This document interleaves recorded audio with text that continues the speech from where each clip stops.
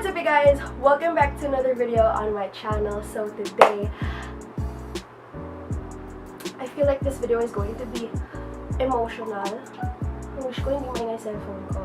So this video is going to be a little bit emotional since today I'm going to tell you about the time that I saw my lover boy and boy Pablo, also my lover boy. Push ko lang sakit. So as some of you may know, I celebrated my 18th birthday last November 10, but my real birthday is on November 5. I had my debut in Tagaytay, and here are some pictures.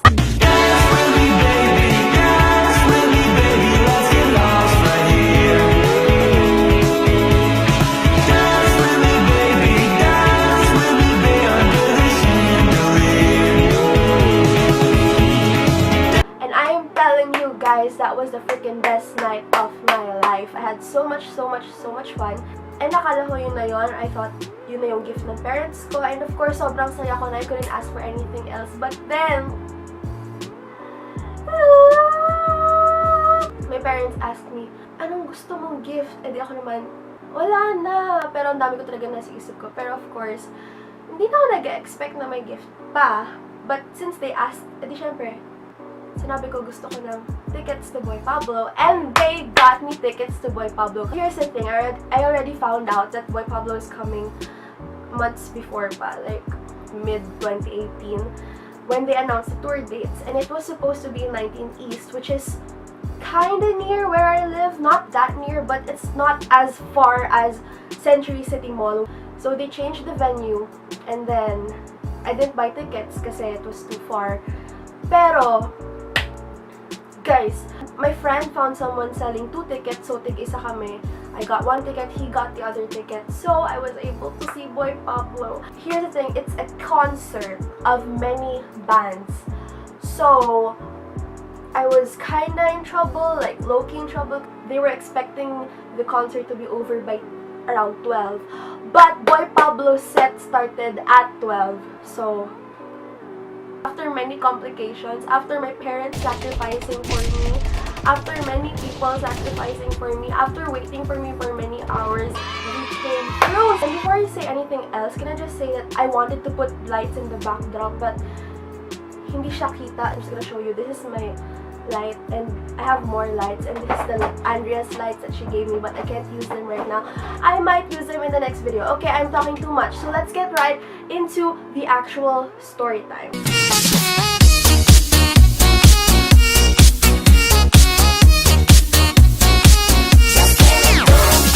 I'm going to skip the whole ticket buying process because that's a whole other story. That's a big other story. That's another story for another video, so I'm going to save that for another video because that's another story for another video. So I'm going to save that for another video because that's another story for another video. So let's save that story for another video because that story is for another video, and another video that story is going to be in. So okay, so here's what happened. The concert is the rest of, is it All of the Noise? The Rest is Noise. I think it's The Rest is Noise, and the company is, okay, I'm not sure. It's, okay, so it's All of the Noise. The 25th, they had Boy Pablo, FOM, and then there's Yellow Fang, Mellow Fellow, sino pa ba? Sandwich. It was lit, pare. So my favorite band is Boy Pablo, so they're my priorities. Of course, I had to get a 1-day ticket to day 2. So that's what I got. The concert started at 2 p.m. but Boy Pablo's set was at 12 midnight and my lover boy set was at 8 p.m. So I couldn't just go there that early. So I had to go there around 8. So we left the house from Cavite all the way to Makati. We left the house at 5 p.m. Thank you so much to my parents. My dad had work the next day. I didn't have school, but he sacrificed for me. I love my parents. I got the ticket from my friend, and before going to the actual venue, it was around 6 or 7. We had dinner first kasi hindi na ako lalabas. The original plan was I'm going to go in, and after FOM, I would go out. But then, after seeing the situation that the people were all piled up in front, which by the way, I got to the front, share ko lang, magaling kasi yeah, I got to the front. Okay, wait. Joke lang. Ha? Bakit ganito na ako magkwento? Wala pa naman tayo sa dulo. Bakit nasa front na agad ako pa? After eating dinner, after eating Burger King, my parents let me go to the venue alone. I was going up, and guess what, guys? May nag-aaway na agad sa bentahan ng tickets. Ay, hindi sa bentahan. Sa entrance ng ticket. Meron na agad nag-aaway na 2 tall dudes and 1 small dude, and they were fighting beside me, and I didn't want to be part of any of that business, so I had to run in after getting my bracelet, like the wrist thing that would indicate that you are actually attending the concert. So when I went in, I didn't expect to see a big flock of people because apparently I was already running late and FOM was starting in a little bit. He was starting like in 5 minutes or so. That's why there were so many people na. And I wanted to see him up close, but unfortunately, in FOM set, I wasn't able to go to the front. So, dun lang ako sa medyo back. And I had this selfie stick thingy so that I could videotape him while being at the back. But, nagloko yung cellphone ko tapos wala siyang audio sa buong set ni FOM. I am so mad. Look at my clips.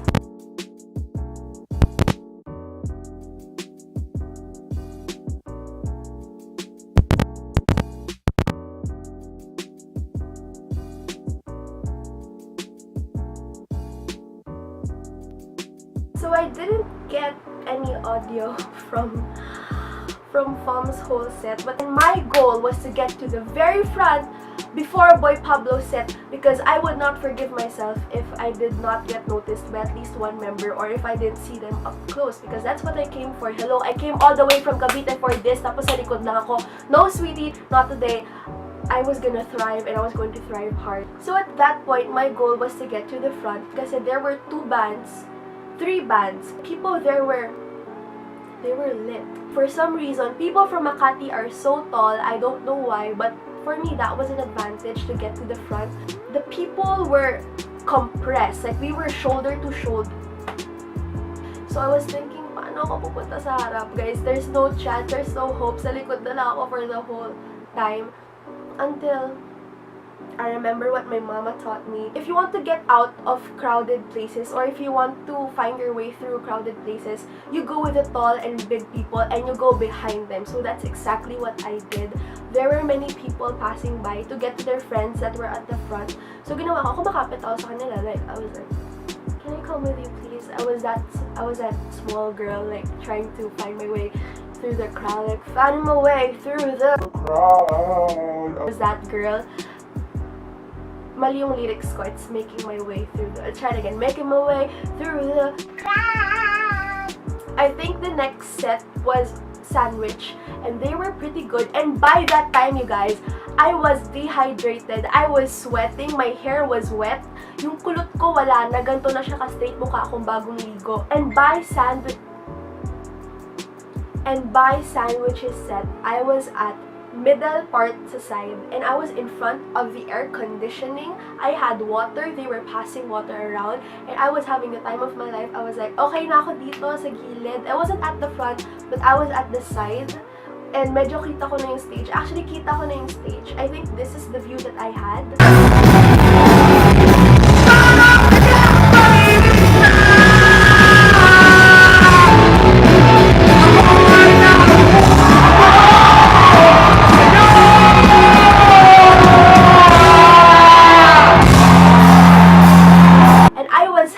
I was okay. I was worth na to ng pera ko. I am satisfied. But then, for some reason, during Sandwich's set, the people just moved forward. And I, of course, being Dana, I ran for my life. I was like, excuse me. No, I didn't shove anyone. But I somehow managed to get to...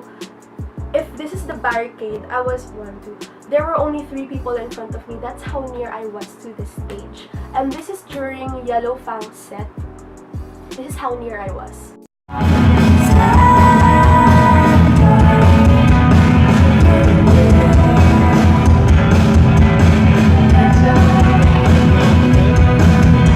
And by this time, I've been standing for around 3 or 4 hours, if I'm not mistaken. 2 to 4 hours na ako nakatayo.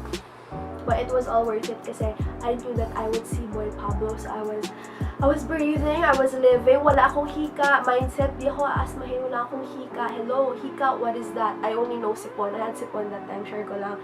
You didn't need to know that. I just wanted to put it out there. And after Yellow Fang came Boy Pablo.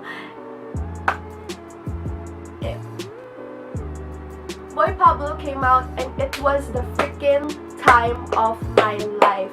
Boy Pablo is probably around 4 or 5 feet in front of me. That's how near I was. Maaamoy ko na siya, guys. Mahawakan ko na yung paa niya. Nakikita ko yung pimples niya sa noo. Ganun ako kalapit sa kanya. Okay, so first, when Boy Pablo came out, they had their sound check and they were so adorable. They were so hyper.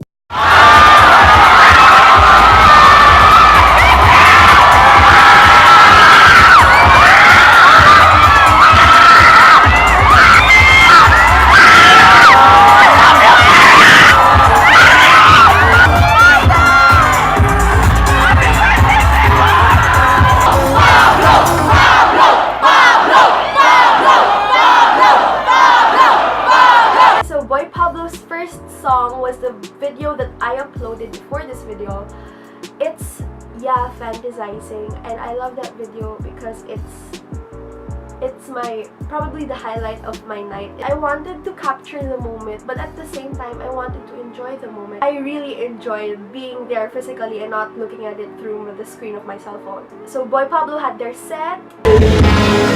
So please let me walk around, let everyone stare into my soul. And what's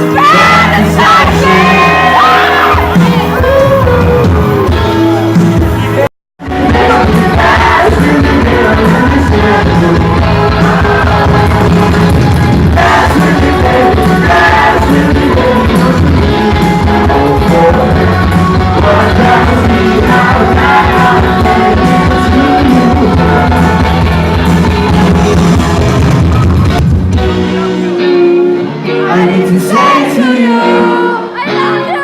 I don't understand. I need to understand why you want so much pain. So I'm Pablo, and I'm going to introduce the rest of the boys up here. Give it up for Pablo, everybody! We can start here. This is. Thank you. Over there, we have Henry! Alright. Back there, we have Big Boy Signal! For the sexiest guitar player on earth, put your hands up in the air! Signal, take it away.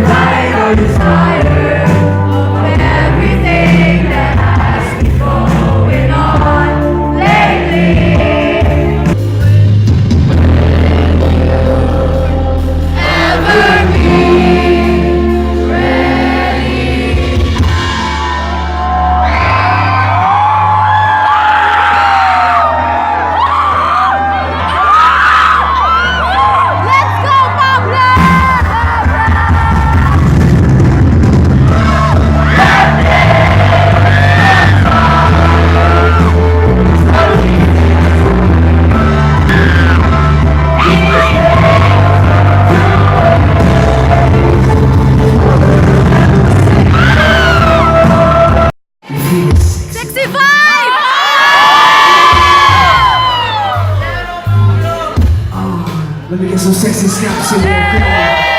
Put your face up in there. Hey! So sexy.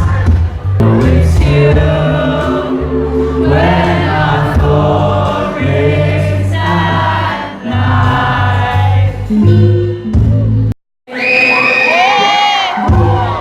Let's get away from here. This is how we somebody today. Oh! This guy, it's his birthday.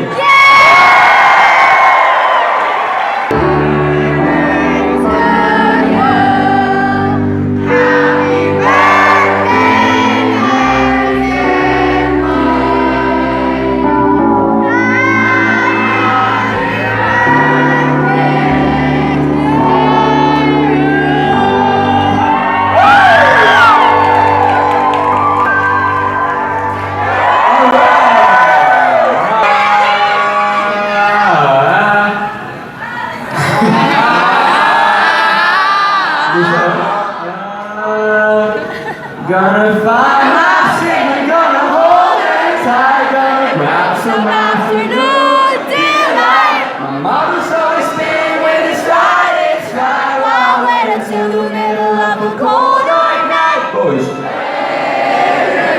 a little clearer in the light of day. And you know it's always gonna be there anyway.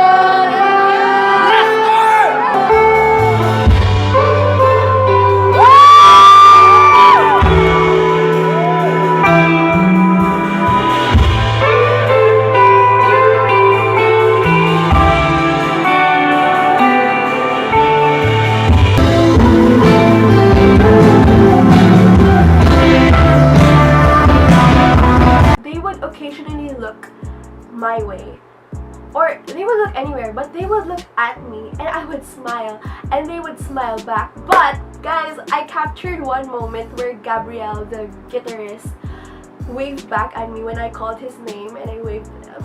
Yo, look.